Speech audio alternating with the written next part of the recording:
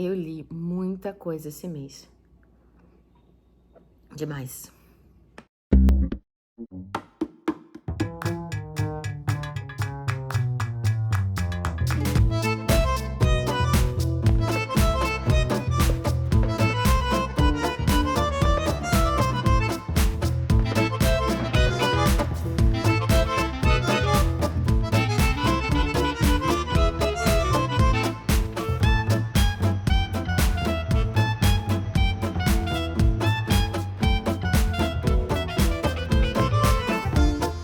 Calma, gente. Antes de você transformar seu desejo mimético em rivalidade mimética, me escuta um pouco aqui.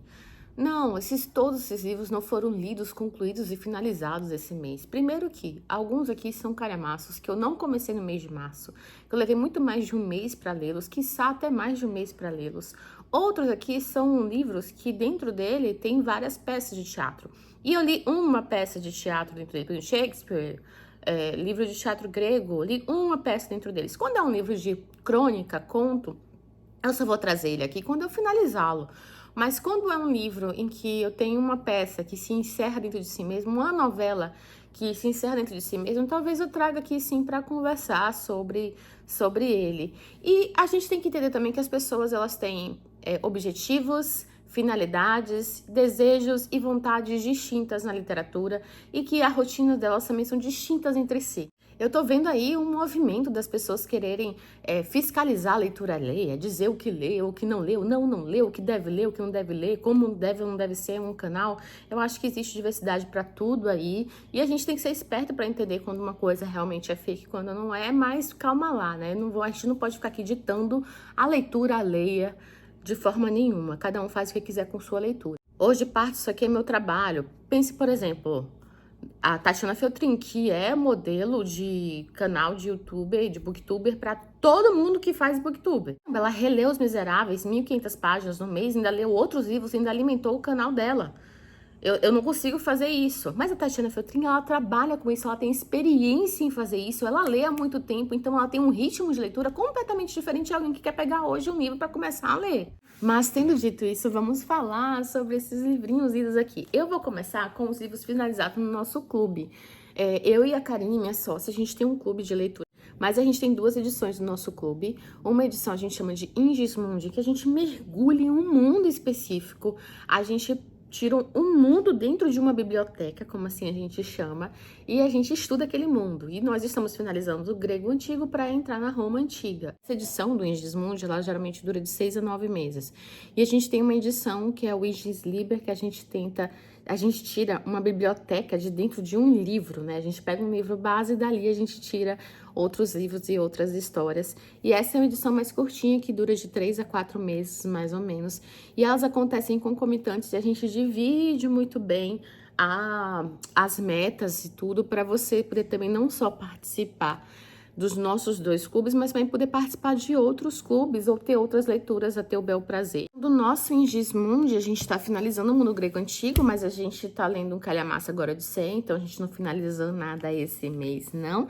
Provavelmente não, com certeza, próximo mês eu vou vir aqui para falar do término da minha releitura de Odisseia. E aí, para me preparar para o mundo romano antigo, eu li, junto com o William também, do dossiê intelectual, Eneida do Virgílio.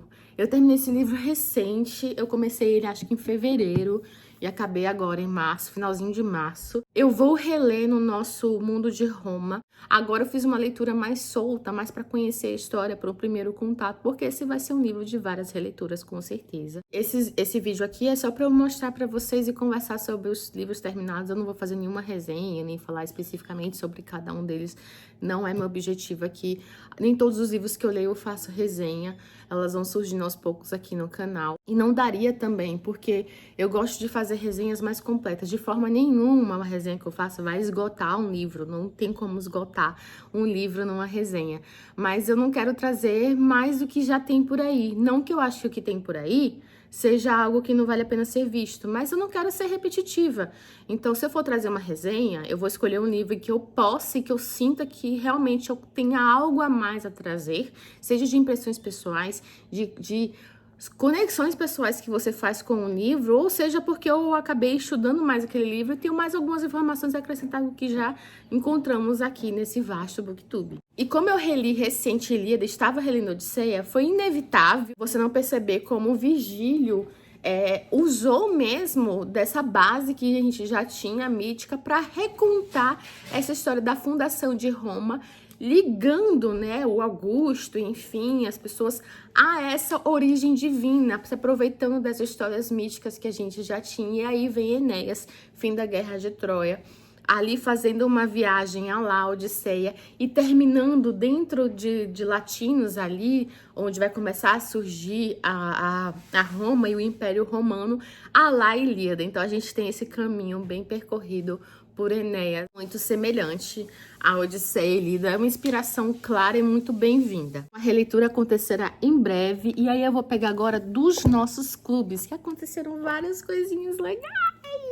Nossos Inges Liber, a gente tem agora a edição A Insustentável Leveza do Ser, e a gente tá lendo uns livros pré-Insustentável Leveza do Ser. Na Insustentável Leveza do Ser, ele dá de cara um spoiler do final de Ana Karenina. Quem não explora esse spoiler, né? Acho que vários livros.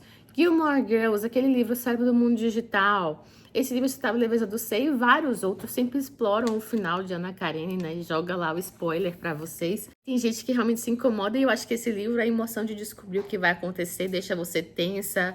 Então, não estraga a leitura, eu já sabia quando eu li, mas vale a pena você passar pela experiência de descobrir a história sem saber o que vai acontecer nesse livro aqui. Então, Ana Karenina foi uma releitura para mim. A gente leu no clube no mês de fevereiro e março. E, gente, que releitura, que releitura. Na primeira vez eu não tinha favoritado esse livro, eu tinha dado 5 estrelas. E nessa releitura eu facilmente favoritei. Tanto por agora eu conheci um pouco mais de Tolstói e entendi as referências biográficas próprias, autobiográficas que ele usa aqui, como também ter aproveitado aquele livro da literatura do Nabokov sobre a literatura russa. Eu vou deixar aqui, em que ele vai fazer uma análise mesmo profunda do ponto de vista de crítica literária da obra, estilo, estrutura, e também por ser uma releitura, logo no início você já percebendo os arcos que ele vai fechar, as referências que ele introduz aqui no início, que no final vai fazer todo sentido.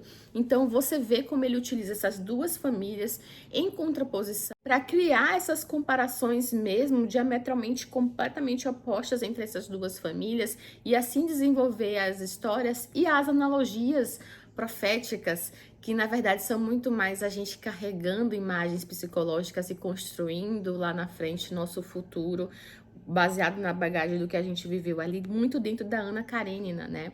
E eu fiquei dessa vez mais compadecida pela Ana. Não no sentido que eu acho que a Ana é uma mulher revolucionária, à frente do seu tempo, não. A Ana é mais uma vítima de si mesma, no sentido de que ela sai desse casamento em que hora nenhuma a gente tem provas de que era realmente ruim, de que o marido era ruim para ela, de forma nenhuma não era, mas sim um casamento que parece que não tinha grandes amores e paixões, e a gente já vai discutir sobre isso quando a gente falar desse livrinho aqui. Mas um casamento em que esses amores e paixões eles tinham já esmorecido, e ela vai se prender a uma relação baseada no desejo sexual e no desejo físico, e vai virar refém dessa relação, refém de um homem, a ponto de esquecer sua família, seus filhos, para virar escrava da beleza, escrava do exterior, por um homem que é o Vronsky. E do outro lado a gente tem essa família construída pelo Living, pela Kitty, em que eles passam dessa camada da superficialidade, da beleza, do externo, para aprender a ter uma excelente comunicação, aprender a compreender um outro e criar um casamento com altos e baixos, com discussões e momentos felizes, mas um casamento com uma base muito mais sólida e um relacionamento com uma base muito mais sólida do que a gente vê aqui naquele vínculo ali, Ana Karenina com seu adultério com o Vronsky. Em algum momento eu vou parar para fazer a resenha desse livro. Primeiro, eu estou fazendo a resenha, eu já fiz, na verdade, já gravei há mais de um ano atrás, estou editando a resenha de Madame Bovary. Uma resenha bem completa que eu fiz, em que eu falei sobre o autor, sobre o contexto histórico da obra. É uma resenha para quem leu e quer pegar referências para poder estudar mais a obra, quer conhecer a história sobre a obra, você poder ir atrás a fundo da obra. Eu lá vou deixar todas as referências para quem quiser navegar e pegar suas próprias compreensões. Então, eu vou fazer isso com Madame Bovary, com Lolita, e eu acho que eu vou fazer com esse livro também, porque eu sinto que merece um estudo de 5 horas, sabe? Eu fico muito empolgada com esses livros. E assim, escrita de Tolstói perfeita, 5 estrelas, favoritado, meu Deus do céu. E aí, a gente logo depois partiu para Nietzsche. Lá na Sustentável Leveza do Ser, o livro já começa falando sobre a lei do eterno retorno de Nietzsche. Mas assim, quem somos nós, né? A gente é um clube de literatura em conjunto, em que eu e a Ká somos mediadoras, mas nós não somos professoras, não temos formação acadêmica na área, nada disso. Mas, e nem muito menos filosófico. Então, como navegar Nietzsche? Então, a gente procura uns professores que existem aqui na internet, que disponibilizam aulas e coisas pra gente. A recomendação que eles dão para você começar a entender Nietzsche é começar com o Crepúsculo dos Ídolos do Nietzsche. Então, a gente se desafiou, e a ideia dessa leitura em conjunto, a ideia disso é quebrar essas muralhas, essas barreiras que colocam pra gente, que só sendo acadêmico ou só sendo conhecedor da área a gente pode ler certos livros. E existe gente que pensa assim, tá? Mas é pra gente, de forma curiosa, ter um gostinho e descobrir se a gente quer ir mais a fundo ou não, e quebrar essas barreiras e mostrar que a gente pode sim ler qualquer tipo de livro. Não tô dizendo que a gente vai compreender profundamente, sair conhecedor de Nietzsche. Não, não é esse o objetivo. É realmente aguçar essa curiosidade, ler de forma despretensiosa um livro como esse, sem achar que a gente vai conseguir esgotar o assunto. E quem quiser, vai a fundo, vai descobrir depois mais a filosofia, que é algo fantástico, que eu pessoalmente tenho interesse muito grande. E a gente leu e eu fiquei muito feliz, porque quando a gente colocou no livro pra gente ler Nietzsche, eu achei que o jogar pra cima e o abandonar seria meio geral. E muita gente mergulhou e realmente foi conosco nessa descoberta, e foi fantástico. A gente teve discussões maravilhosas e foi o primeiro contato da maioria de nós com a obra de Nietzsche. E para complementar essa leitura, eu li também o ensaio biográfico do Stefan Zweig sobre o Nietzsche, que é este aqui. Gosto dos ensaios biográficos do Zweig. Quem já leu alguma coisa dele sabe que tem um estilo muito próprio, um estilo bem romanceado, bem floreado de escrever, algo que parece que vem dos guts, assim, vem lá internamente, que ele joga pra fora, e que você vê claramente se ele gosta ou não gosta do personagem específico que ele tá biografando, e ele mesmo já fala pra ele qual estilo de personagem que ele vai biografar. Não é qualquer pessoa que ele vai fazer isso, obviamente. Então, é um ensaio biográfico que ele se dá a liberdade de ser completamente parcial. E ele é aqui. Nesse ensaio específico, eu senti falta dele linkar mais a própria filosofia de Nietzsche com a sua vida. Porque a vida de Nietzsche estava impregnada de sua própria filosofia, de formas às vezes muito condizentes, de formas às vezes contraditórias, né? E ele enfatiza aqui a solidão desse homem, e esse homem doentio que tinha muitas doenças e que vivia sozinho, medicado, e como ele lutava para poder falar o que ele queria falar, e como isso foi isolando ele. E ele viveu esse amor fati, né, que ele tem profundamente, e morreu sozinho numa condição triste, e não fala sobre coisas importantes que eu queria que ele tivesse falado, e aí é mais expectativa minha em relação à irmã dele. Até porque não era o time, né? Ele escreveu isso aqui antes da Segunda Guerra Mundial. O próprio Zweig morreu antes da Segunda Guerra Mundial. E acho que as pessoas não faziam ideia de como sua obra ia ser utilizada para justificar uma das coisas mais absurdas que a gente viu, que foi o nazismo. E a irmã do Nietzsche teve um papel muito importante neste contexto, até deturpando a obra do seu próprio irmão. Enfim, eu tinha muita coisa para falar sobre isso aqui, mas não vai dar agora, porque senão esse vídeo vai ficar enorme. Bem, seguimos e a gente acabou ontem. Hoje eu tô gravando aqui no dia 29, 29 os livros finalizados, porque eu não vou terminar nenhum livro até dia 31, não. A gente finalizou ontem a leitura de A Mulher de 30, do Balzac, foi meu primeiro contato com o autor. No livro A Instável Leveza do Ser, ele cita alguns autores, tem alguns autores que ele cita ali, e Balzac é um dos que eles citam, e a gente ficou pensando, pô, o Instável Leveza do Ser fala muito sobre traição, amor, adultério, questão familiar, pai, filho. A gente tinha lido Ana Karenina e eu achei que pro Balzac pegar essa obra seria interessante. E foi meu primeiro contato, eu não conhecia, então não foi uma releitura, foi uma primeira leitura que eu fiz dentro do clube. E geralmente eu prefiro fazer releituras no clube, não primeira leitura, mas vai acontecer, não tem como. Assim como Nietzsche foi um primeiro contato total. Até porque meu repertório não é assim tão grande para achar que todo livro que eu vou botar no clube eu vou ter lido antes. Eu gostei muito da escrita do Balzac, eu achei a escrita dele linda, fluida, limpa, descrições necessárias, bonitas, mas esse livro tem um problema, e não é sobre a história da Julie, que é o problema em si, né, sobre o que acontece com ela, sobre como ela faz esse caminho de desgostar desse casamento, de Balzac aqui abordar numa época complicada desgostos femininos íntimos em relação à vida privada ali do quarto do casal, de uma forma muito corajosa, e como ele homem era fácil ele poder falar isso, né, naquela época, mas até uma forma sensível que comunica assim muito com a gente, apesar de ser um homem escrevendo sobre o assunto. Falar de relações complicadas de mãe e filhos, muito complicadas.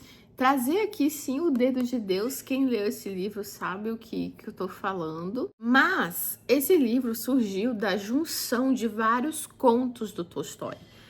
Tem um site até que é um site de estudos de Balzac. Se eu lembrar, vou deixar aqui embaixo, que eu até mandei pro pessoal lá, que fala qual foi cada conto, em cada conto como era a ordem que surgiu, e a partir de um conto que era Rendezvous, se eu não me engano, que é o primeiro daqui, que é o primeiro, que foi muito aclamado, ele resolveu pegar esses outros contos que tinham uma ordem cronológica diferente, que eram histórias diferentes, mas que tinham talvez ali, o quinto eu discordo, o quinto capítulo desse livro, a mesma temática central, e ele resolveu criar uma história, linkar essas histórias. Aí ele mudou o nome dos personagens para ser a mesma personagem central, a Julie, para ter o mesmo marido, para ter os mesmos filhos, mas nessa, gente, faltou uma revisão e ele se perdeu. Ele se perde em datas, em idade, em nome dos filhos não, em ordem do nascimento dos filhos, em cor de cabelo. Ele tem esses erros aqui e eu sou muito chatinha de ficar olhando o detalhe e ficar procurando verossimilhança nas coisas, e algumas perderam aqui. E o quinto capítulo, para mim, ele é problemático, porque a gente sai da temática central, que era a mãe, para falar sobre a filha, mas não condiz com o núcleo familiar que a gente estava vendo ali. Parece uma história completamente aleatória, solta, e cheia de coincidências demais. Uma das críticas que eu estou sentindo, por exemplo, que eu estou lendo Os Miseráveis há muitos anos. Vocês vão ver, acho que próximo mês eu trago Os Miseráveis aqui como lido, porque eu tô perto de acabar. Mas eu tô há muitos anos lendo Os Miseráveis, e uma das minhas críticas aos Miseráveis é como o Victor Hugo pega e coloca umas coincidências assim que não tem verossimilhança. Uma, duas coincidências, três coincidências assim numa história, acontece porque a vida é isso, esse eterno ciclo, o mundo é muito pequeno, de repente, nossa, olha que coincidência, um amor que você tinha 1000 anos atrás, de repente aparece aqui, ou nossa senhora, de manhã eu falei sobre isso, de tarde estava acontecendo, né, e isso acontece.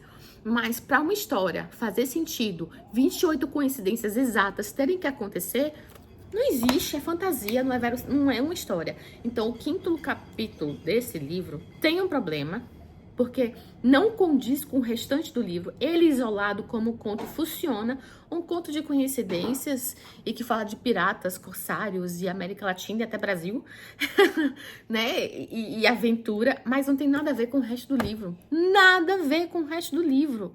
Não faz sentido. Então, eu odiei o que ele fez nessa parte aqui. Mas a escrita é perfeita. Ele, como história isolada, esse quinto funciona. E os outros contos, como ele juntou aqui, funcionou, mas faltou a revisão. Então, eu não pude dar muitas estrelas para esse livro por conta desses detalhes que me incomodaram muito e que se fosse um livro escrito hoje contemporâneo, não passava. Não passava, todo mundo ia estar criticando. Isso foi uma coisa que a Mariela falou, imagine esse livro sendo escrito hoje. A gente já tá aí matando em cima do livro. Então, tem esses defeitos, mas eu quero ler muita coisa do Balzac, porque ele escreve muito bem. Meu Deus do céu, o cara escreve muito bem. Só que como ele escrevia tanto em grandes volumes, o cara escreveu toda a comédia humana, ele produzia mais de, sei lá, quantas obras por ano. Faltou ter tempo pra revisar. Eu entendo, burnout, né, Balzac? Poxa. Ele tem uma coisa que a Cá chamou que eu achei ótimo, corte seco. Aí a Mariela falou, corte extra seco. Porque ele tá falando, e aí aconteceu isso. 8 anos depois, tchuk. Tipo, e aí ele deixa uns gaps que ele não te conta o que estava acontecendo naquele gap e o negócio mudou todo. Isso tanto faz parte de ele ter juntado várias histórias, como também gera um estilo. E gera nesse intervalo você ter espaço para elocubrar diversas coisas que podem ter acontecido, criar várias historinhas na sua cabeça. Isso é legal, não vejo problema nisso. Mas o problema de juntar essa história é que algumas ficaram com a liga errada, né? Teve erro editorial e mudanças muito diferentes assim na história, de estilo de narrativa que me incomodou bastante. Se você leu esse livro, você sentiu isso? Aí vem conversar comigo. A gente conversou lá no clube e foi meio unânime, assim, pra quem conseguiu terminar o livro, foi unânime isso. E algumas vezes por ano, a gente faz uma leitura gratuita lá no nosso clube de livros sobre livros, gratuita coletiva. E a gente leu Felicidade Conjugal, do Tolstói. Eu vou deixar, inclusive, aqui embaixo, dessa vez eu vou deixar o link de acesso ao livro. Eu não deixei o link aberto para todo mundo. Não sei nem por que eu não deixei.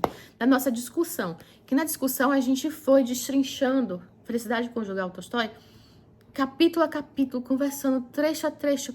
Assim, foi, eu acho que 2h30 de conversa e debatendo. Né? A gente leu em 2 semanas esse livro, porque é uma novelinha curtinha. Então, a gente leu em 2 semanas e foi discutindo trecho a trecho do livro. E eu amei essa novela. Eu dei 5 estrelas, favoritei. A gente até falou que isso aqui foi um laboratório do Tolstói para escrever Ana Karenina, porque a gente viu algumas coisas aqui. Mas a personagem tem um destino e um fim diferente. E aqui a gente vai conhecer a Masha, que é uma menina órfã, que tem uma irmã e tem uma cuidadora, uma preceptora, não é preceptora, mas alguém que cuida ali dela, que é a Kátia, e que ela tem o Serguei, que seria tipo o tutor dela, que é um homem mais velho, mas mais velho assim, 36 anos, e ela 17 por ali, e vivendo ali no cantinho dela, ainda a descobrir o que ela gostava na vida, ainda a descobrir o que era o mundo, né? Então, ela não tem experiência de vida e ela descobrindo uma conexão, uma paixão, um amor com esse Serguei, esse homem mais velho, que já viveu muito, que acha que a Masha tem muito que viver ainda, que talvez o casamento com ele não fosse a coisa adequada e que tem vontades e desejos diferentes. E a Masha, ela começa a acreditar que seus desejos são os desejos do Serguei. Então, ela cria uma personagem, não de forma consciente, que vá casar justamente com o que o Serguei queria. E aí o casamento acontece e ela começa a explorar o mundo. E ela descobre que ela não era quem ela achava que era. E tanto em Ana Karenina quanto nesse livro, Tolstói fala, né, que o momento, na biografia dele, nos diários dele, o momento mais importante da vida da pessoa é quando ela enfrenta seu verdadeiro eu. E isso pode ter consequências nefastas do ser maravilhoso. E em Ana Karenina, em Ana Karenina, as consequências são nefastas pro núcleo Vronsky-Ana. Pro núcleo Kitty e Ivan são muito importantes e boas. E aqui em Felicidade Conjugal, inicialmente é nefasto, de uma intensidade muito menor que em Ana Karenina, e no fim você fica com aquele sentimento agridoce de que talvez agora eles entrem no eixo, sabe? Ai, eu vou deixar, eu acho que eu vou publicar esse vídeo, porque ficou muito bom, a gente discutiu muito, é longo, foi longo, 2 horas e meia a gente falando sobre a obra, mas acho que quem terminou de ler, quer conversar com alguém mais sobre isso, talvez esse vídeo ajude, que a gente foi conversando lá no nosso grupo, passo a passo, coisa a coisa, e as discussões foram muito boas, então eu acho que eu vou liberar, vou deixar tanto o link aqui embaixo, como vou liberar ele de forma pública para quem quiser. E eu tô fazendo um vlog que eu ainda não acabei, e nesse vlog eu tô debatendo esses 2 livros. Eu tô tentando fazer mais isso, vlogs que não simplesmente eu falo de um monte de livro aleatório, mas que eu me concentre em falar um pouco mais de alguns livros específicos, livros que eu não vá trazer resenhas separadas aqui, mas poder trazer ao longo do tempo minhas impressões. Aí eu tô já no finalzinho explicando Felicidade Conjugal e eu vou começar a explicar A Mulher de 30, porque existem conexões, inclusive com a Ana Karenina. Dá pra juntar isso aqui, ó, fazer um tudão de uma resenha gigante sobre o tema, de casamento e relações familiares de pais e filhos, de uma forma geral, né? Sobre a visão do Tolstói, do Balzac, da Rússia e da França, sabe? Em uma época parecida, ali século XIX. Agora, eu vou falar para vocês de 2 cursos que eu participo. Um eu posso chamar de curso mesmo, acho que os 2 dá para chamar de curso, que é do teatro grego, que é por isso que vai ter um monte de livro lido aqui. Tanto que vocês olham lá, eu acho que na minha contagem do ano eu já tô no 28º livro lido, mas alguns livros são só peças de teatro, que são curtinhos, que você senta, gente, em 3 horas você acaba, tá? Enfim, por isso que essa contagem de número, ela me interessa muito mais a mim do que porque eu gosto disso, eu sou a pessoa dos números, do que para realmente quantificar página, produtividade e tal, porque não é sobre isso. Não é sobre isso, definitivamente. Mas, enfim, eu tô fazendo com a professora Vanessa Almeida o curso de teatro grego, em que a gente tá lendo todas as peças de teatro grego. A gente primeiro teve toda a introdução, todas as bases. A gente leu a Poética de Aristóteles, a gente leu o livro base sobre teatro grego. E agora a gente tá lendo todas as peças. Então, do Ésquilo, dessa coletânea que eu tenho aqui, Tragédias, a gente leu... eles já tinham lido, na verdade, e eu fui correr atrás do prejuízo. 7 contra Tebas. São 4 que tem aqui, tá? E aí eu li 7 contra Tebas e vi a aula. E fantástico, porque vai muito casar com o que a gente conhece como a trilogia tebana, que é do Sófocles, não é do Ésquilo, né? Pelo menos aqui chegou até nós, né? Então a gente tem a trilogia tebana do Sófocles, que é Édipo Rei, Édipo em Colônia e Antígona, que Antígona ainda não li, vou ler assim que acabar a Odisseia lá no Clube dos Gregos, do nosso clube, para completar. E a gente casa ali, antes de Antígona e pós Édipo em Colono, 7 contra Tebas. Eu acho que um dia eu vou parar para fazer uma resenha, assim, da história tebana, e aí eu pego junto, inclusive, 7 contra Tebas e pego as outras histórias para poder explicar o norte, né, o enredo ali todo, mas aqui a gente vai ter um dos filhos de Édipo sendo o personagem principal, que é o Eteocles, e a Antígona já aparece aqui no final, dando o gancho perfeito pra gente pegar a Antígona de Sófocles, sabe? Porque é bem a hora ali que a gente tem um corpo do irmão dela que faleceu nessa guerra, e ela quer exigir ao tio, ao Creonte, que ela possa se enterrar, porque isso é muito importante. O funeral era algo muito importante para os gregos, né? Que ela possa somente enterrar o irmão, que aí começa a questão da Antígona toda. Então, e é muito bonito como ele faz aqui, porque a gente vai pegar alguns personagens, pais de heróis que a gente vai ver em Ilíadas, e a cidade de Tebas tinha 7 portas, né? Então, cada herói importante estava em uma porta de Tebas.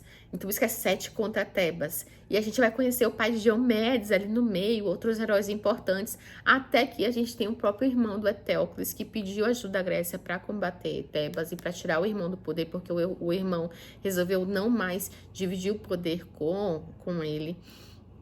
E eles vão se enfrentar ali. E a história é linda. Eu adorei, adorei, adorei mesmo. Foi muito bom conhecer. Aí, tá vendo, gente? Eu não terminei esse livro todo.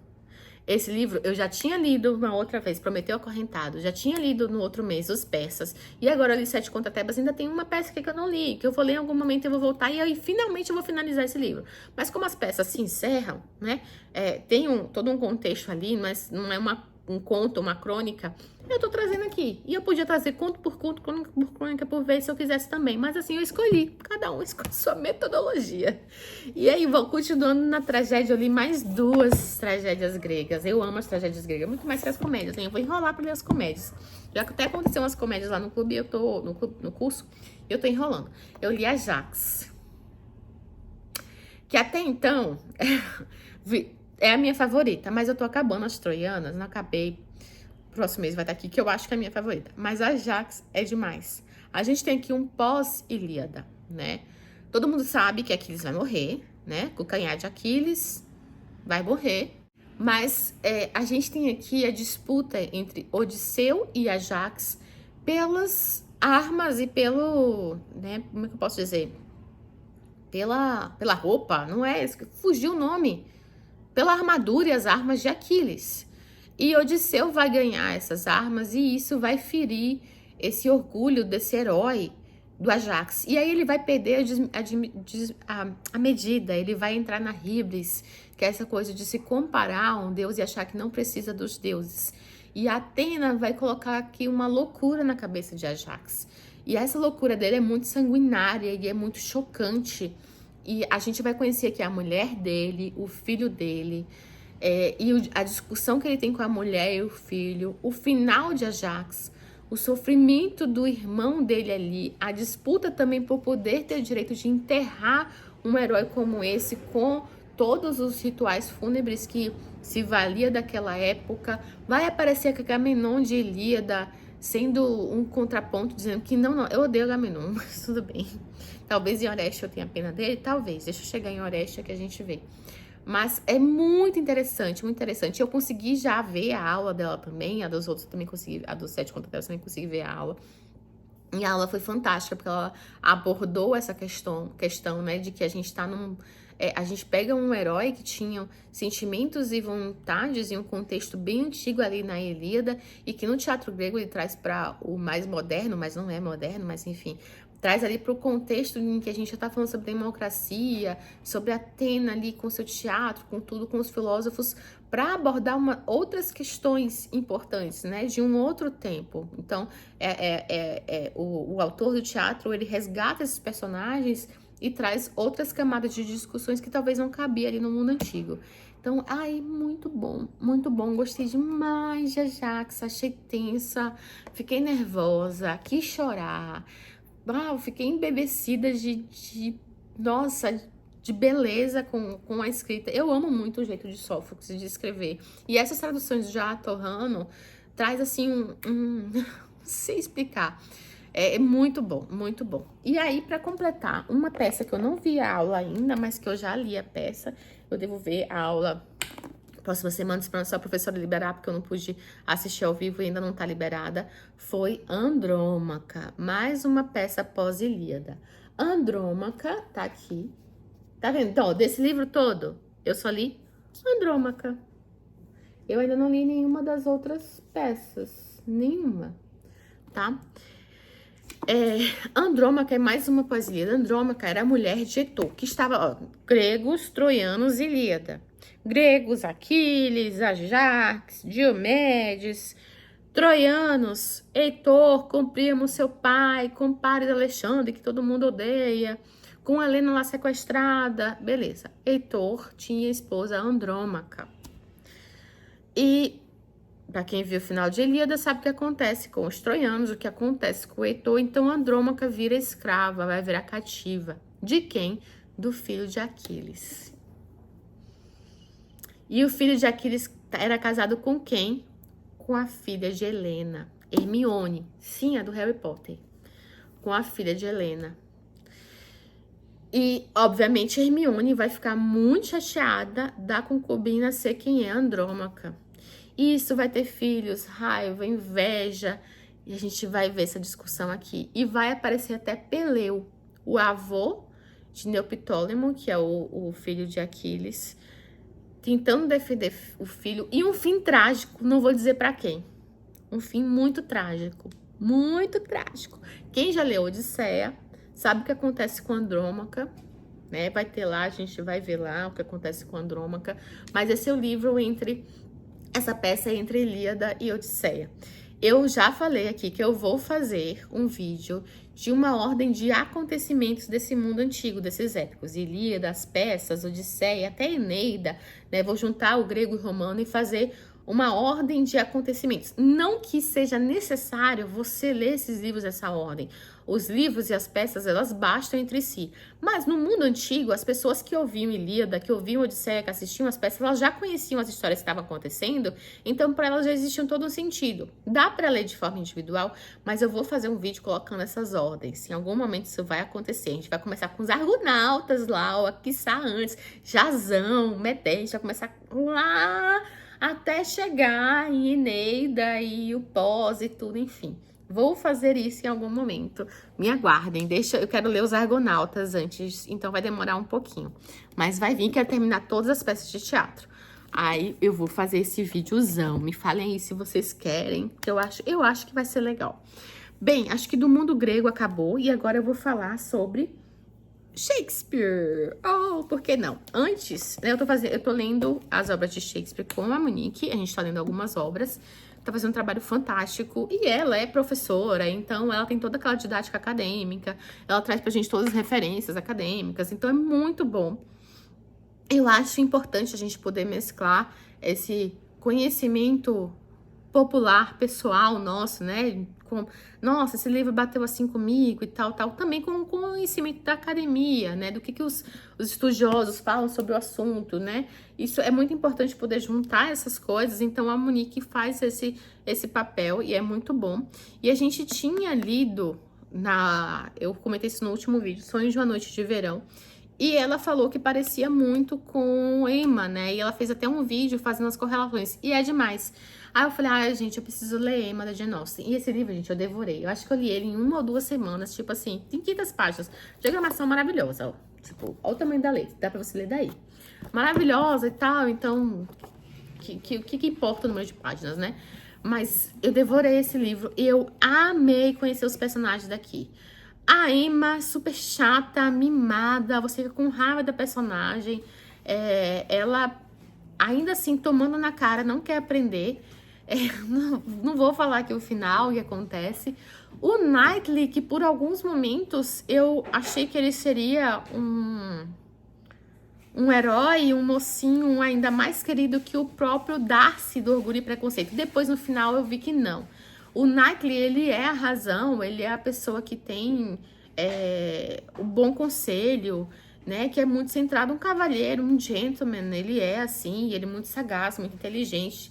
E ele é um dos poucos que consegue bater com a Emma e, assim, rivalizar com ela ali.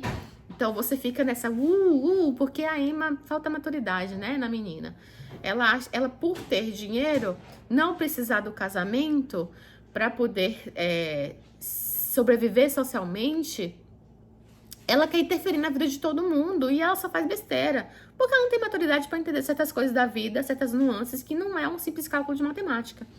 Então, acontece essas coisas assim, é bem As Patricinhas de Beverly Hills, quem já assistiu aquele filme vai saber do que eu tô falando.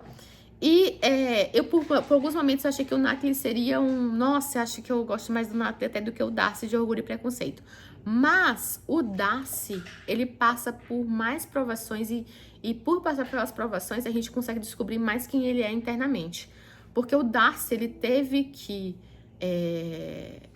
se dar liberdade para conhecer uma pessoa de uma classe inferior. Não era pobre, a Elizabeth não era pobre, mas de uma classe inferior a dele, digamos assim. O Darcy, ele tem que se provar em ter boas ações, sabe? Boas ações para mostrar a grandeza que ele tem.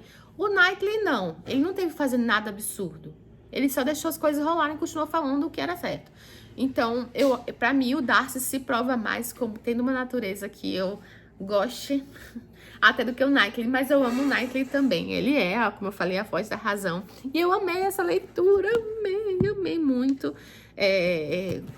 Esse foi meu quarto Jane Austen, se eu não me engano. E eu tenho aqui um projeto, lendo Jane Austen. Se eu lembrar, eu vou colocar aqui o link do vídeo desse projeto, em que eu falo os estudos que eu faço de Jane Austen, as obras que a gente tem dela, o que eu já li ou não. E provavelmente na próxima atualização desse vídeo, Emma já vai entrar. E aí, beleza, isso aconteceu por causa de Shakespeare. E eu li mais 2 peças de Shakespeare com a Monique. Uma foi O Mercador de Veneza, que está aqui. Mais uma vez, gente, nesse livro tem A Megera Domada, que eu não li, Sonho de uma Noite de Verão, que eu li no mês passado, O Mercador de Veneza, que eu li nesse mês, e A Tempestade. Então, eu não li o livro inteiro. Eu li 2 peças já desse livro, e uma foi esse mês, que foi O Mercador de Veneza. E a gente chegou a várias discussões aqui interessantíssimas. A gente conhece que uma mulher muito à frente do seu tempo do que contam pra gente. Eu gostei muito das aulas da Monique, que ela fala assim, ó, mas não era tudo assim que se falava nesse tempo, não. A mulher não era só essa coitadinha. Sim, existia muito preconceito, machismo, sociedade patriarcal, não. Existia. Mas a gente não tem que olhar para essas mulheres e falar assim, nossa, como é que elas conseguiam? Então, existiam mulheres que conseguiam ter as rédeas, entre aspas, de sua vida, que conseguiam se impor. E a gente conhece a Posse aqui. E ela é essa mulher. O Mercador de Veneza é famosíssima história, tem até filme, que você sabe que aquele homem que para pegar um empréstimo promete 1 grama, não lembro quanto que era, 1 libra de sua carne. E esse livro é muito utilizado, essa peça é muito utilizada até nas discussões de direito, discussões jurídicas. E a gente vai conhecer aqui um judeu que acabou, talvez pelo próprio Shakespeare, gerando pra gente um estereótipo do que seria um judeu.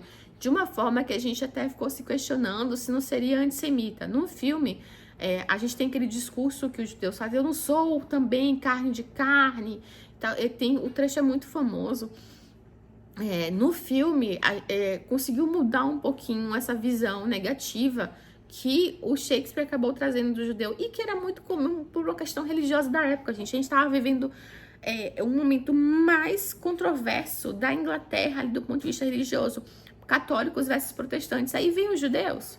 No meio ali, eles iam cair em cima, né? Então, a gente tem toda essa questão que alguns podem considerar problemáticos, e eu entendo como um contexto de uma época que a gente tem que sim ficar alerta e compreender e entender. Mas eu gostei muito da peça em si. Tem aqueles finais super doidos do Shakespeare, né? Que só cabe realmente numa peça e a gente só releva porque é Shakespeare, ele que começou tudo isso. Então a gente aceita, mas às vezes eu fico incomodada com esses finais dele, que assim, tem que fazer 1000 malabarismos. Eu me sinto lendo Agatha Christie, que é uma coisa que eu não gosto. 1000 coisas assim pra dar certo. E dá, mas eu já aceitei que é Shakespeare e sigo. Mesma coisa aqui, Bem está o que bem acaba, que é outra peça de Shakespeare. Essa aqui eu li pela tradução da Bárbara Eliodora, essa pelo Carlos Alberto Nunes. Achei que eu ia ter muita dificuldade nessa tradução, mas não foi difícil. Foi muito bom, eu gostei, achei fácil a tradução, não achei nada difícil. Essa do Carlos Alberto, porque eu já tentei ler pedacinhos de Hamlet. Eu li Hamlet pela Bárbara também. Mas eu tentei ler uma época pelo Carlos Alberto e eu tive dificuldade. Talvez por ter sido minha primeira peça de Shakespeare. Sim, talvez, né? Porque a gente vai ganhando, a gente vai treinando e a gente vai aprendendo a ler, né? A peça de teatro. Porque é um estilo diferente, não é em prosa que a gente está acostumado, né? É um estilo inverso. E por vezes a gente tem verso em prosa, né? Ali. Então pode gerar uma dificuldade. E Bem está o que bem acaba, a gente vai conhecer uma mulher muito obstinada, a Helene, que gerou pra gente várias discussões, porque a um primeiro momento eu entendi que tudo que a Helene faz aqui é por uma obstinação, no início por amor, e depois eu fiquei na dúvida se não seria já um orgulho ferido. E achei extremamente problemático as coisas que ela faz. E eu fiquei com medo da Helene. Se ela fosse, até a gente ficou brincando, se ela fosse um homem, o que vocês iam achar dela? A gente ia achar um stalker maluco, problemático, tóxico. E como uma mulher, talvez, por a gente achar que não teria tanto maldade ou poder para fazer as coisas, a gente acaba não vendo as coisas problemáticas que ela faz. Mas ela faz coisas muito problemáticas aqui. Eu fiquei muito preocupada com essa mulher. Muito. O Bertrand, que é o seu alvo de amor aqui dela, você não gosta, não tem como gostar. O Bertrand é péssimo, é péssimo. O final dessa peça era o gosto do que a Helene queria. A Helene queria desse jeito, mas você começa a questionar tudo que a Helene fez. Você começa a questionar. Gostei, gerou várias discussões muito boas lá com a Monique, foi bom demais. E aí, por último, eu li essa novela da Raquel de Queiroz, O 15, com a Michelle. E foi meu primeiro contato com a Raquel. E aqui a gente tá com literatura, não sei se a gente pode chamar de literatura da seca, não sei se tem um nome disso. Esse livro foi antes de Vidas Secas, do Graciliano Ramos, que também foi meu único Graciliano Ramos até hoje. E ali o 15 da Raquel de Queiroz. Bem, eu chorei esse livro inteiro. Eu favoritei esse livro, eu chorei esse livro inteiro. É bom demais. E esse livro foi escrito por uma primeira obra de uma menina com menos de 20 anos. Ela escreveu com 19 anos, a Raquel de Queiroz tinha. Ela viveu a seca de 1915, no Nordeste, quando ela tinha uns 5 anos. E aí ela escreve depois sobre isso e ela pega 2 núcleos, né, de personagens. Um núcleo que a gente vai ver o desfecho até o final, entre aspas, porque não existe um final específico, que é o núcleo ali da Conceição e do Vicente, que é um núcleo de pessoas que têm recursos, entre aspas, para passar pela seca, e o núcleo do Chico Bento, da família do Chico Bento, que não tem recursos para passar pela seca e vira uma família de retirantes, e que vai sendo destruída ao longo desse caminho até ir para São Paulo. A gente não sabe mais o que aconteceu com eles. Vale a pena você ler para entender esse caminho que eles fazem. E essa relação da Conceição, no conflito ali da mulher que tem educação, da mulher que já pode se impor que tipo de homem que ela quer para sua vida, né? Que tipo de relacionamento que ela quer fazer, nesse conflito de achar que vai ficar sozinha, achar que é seca, no sentido de filhos. Nossa, as discussões são muito interessantes e não são datadas, tá? São discussões que ainda cabem hoje em dia. E o Vicente, que é esse homem muito da terra mesmo, em que a família pergunta, ele não quis virar gente porque ele tem um irmão que virou doutor e ele quis ficar ali apegado à terra, e ele enfrentando a seca de frente e questionando quem é essa mulher Conceição, que era sua namoradinha de infância e que agora tá assim. Leiam Raquel de Queiroz. As descrições são belíssimas. Eu vou ler, tá muito grande esse vídeo. Talvez mereça uma resenha esse livro, hein? Tá muito grande esse vídeo, mas eu vou ler o contraste do momento da seca e quando volta a chuva, para vocês entenderem como é lindo. O sol poente, chamejante, rubro, aqui é a seca, desaparecia rapidamente como um afogado no horizonte próximo.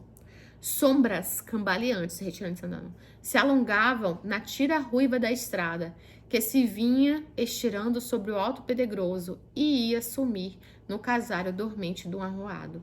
Sombras vencidas pela miséria e pelo desprezo, que arrastavam passos inconscientes na derradeira embriaguez da fome.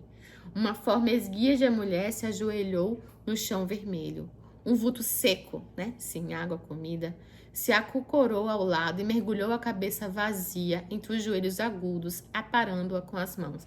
Isso aqui são os retirantes a pé, tentando chegar até Fortaleza na seca. Que aqui a gente tá falando do Ceará. E aí depois, quando vem a chuva, né, muda o cenário. Eu separei com outra cor aqui. Lá adiante, em plena estrada, o pasto se enramava. E uma pelúcia verde, verde macia, se estendia no chão até perder de vista. Olha como mudou.